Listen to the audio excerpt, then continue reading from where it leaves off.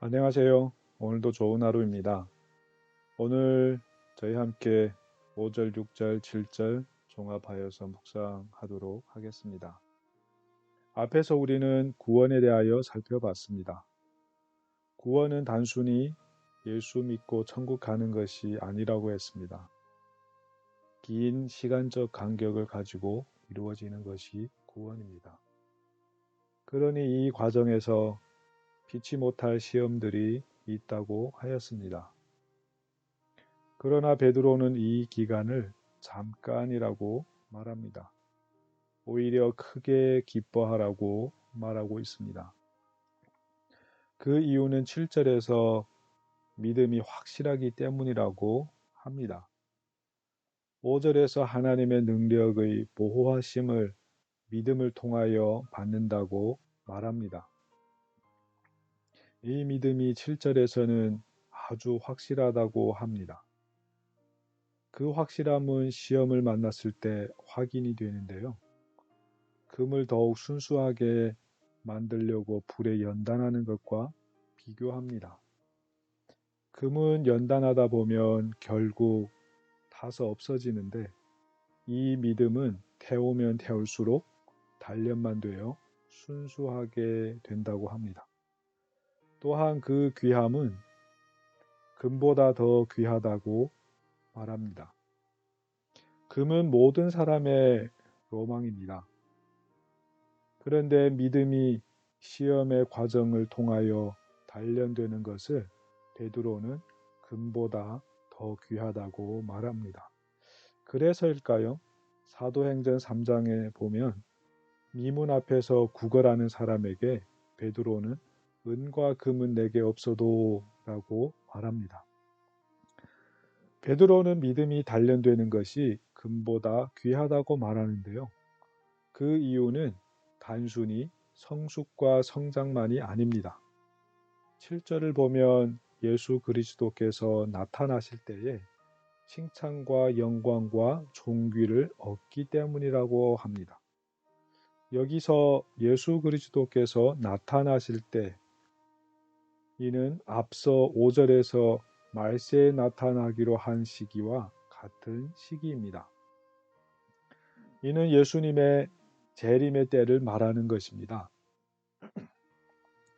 이때에 칭찬과 영광과 존귀를 얻게 되기에 금보다 더 귀하다고 하는 것입니다. 다른 말로 표현하자면 착하고 충성된 종이라고 칭찬받게 되는 것과 같습니다. 예수님이 착하고 충성된 종이라고 칭찬하는 내용은 마태복음 달란트 비유에서 볼 수 있는데요. 달란트 비유를 오늘 묵상하고 있는 본문에서 보면 달란트, 즉 금을 어떻게 활용했느냐에 따릅니다. 다시 말하자면 달란트, 즉 금 그 자체가 목적이 아니라는 것을 우리는 눈치챌 수 있습니다. 여기서 예수 그리스도께서 나타나실 때에 다른 말로 표현하자면 최후의 심판이 되겠습니다. 솔직히 말해서 많은 신자들은 최후의 심판을 걱정합니다. 왜냐하면 그때에 어떻게 될지 불안해서 심히 걱정합니다.